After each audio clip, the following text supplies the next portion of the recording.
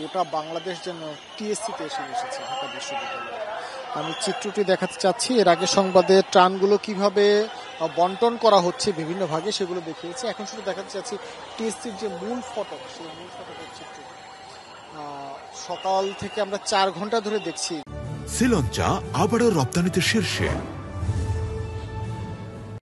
এমন কোনো মাধ্যম নেই যে মাধ্যমে সাধারণ মানুষ ত্রাণ দিতে আসার জন্য তারা চেষ্টা করছে না। আমরা দেখছি ব্যক্তিগত গাড়ি, কারো ট্রাক, কোনো পিক আপ, রিক্সা, অটোরিক্সা এবং সিএনজি, এবং কেউ যারা তাও না পারছেন তারা পায়ে হেঁটে এসে কিন্তু ত্রাণ বিতরণের জন্য তাদের যে আয়োজন, সেই আয়োজনের সাথে থাকার চেষ্টা করছেন।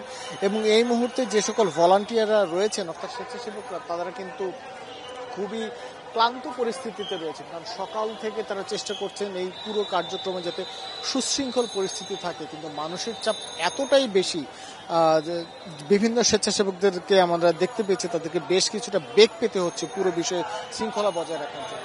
দর্শকদের জন্য যদি একটু নিয়মটি জানিয়ে দেয়, স্বেচ্ছাসেবকরা বলছেন যে যারা ব্যক্তিগত গাড়ি নিয়ে টিএসসিতে আসবেন, সেই ব্যক্তিগত গাড়ি নিয়ে আসার যে সকল গেটটি রয়েছে টিএসসিতে ঢোকার আগেই তারা যাতে ব্যক্তিগত গাড়িটি বাইরে রেখে শুধুমাত্র যে ত্রাণের যে দ্রব্যাদিগুলো রয়েছে সেগুলো নিয়ে যাতে তারা টিএসসির মূল যে প্রাঙ্গণ, সেই মূল প্রাঙ্গণে প্রবেশ করেন। এবং কিছু আপনি জানেন যে সকালে সমন্বয়করা যে প্রেস ব্রিফিং করেছে, সেই সমন্বয়কদের প্রেস ব্রিফিংয়ে তারা কিন্তু মূলত 4টি বিষয়কে খুবই গুরুত্বপূর্ণ এই মুহূর্তে উল্লেখ করেছেন, যার মাধ্যমে প্রথমেই রয়েছে খেজুর, স্যানিটারি প্যাড, টর্চ লাইট এবং পাওয়ার ব্যাংক, এবং সবচেয়ে আরেকটি বিষয় হ্যান্ড টিস্যু। মূলত এই 5টি বিষয়ের উপর তারা গুরুত্ব আরোপ করেছেন এবং তারা বলেছেন যে আপাতত আর দুর্গত এলাকায় যে কাপড়, সেই কাপড়ের কোনো মূলত দরকার নেই।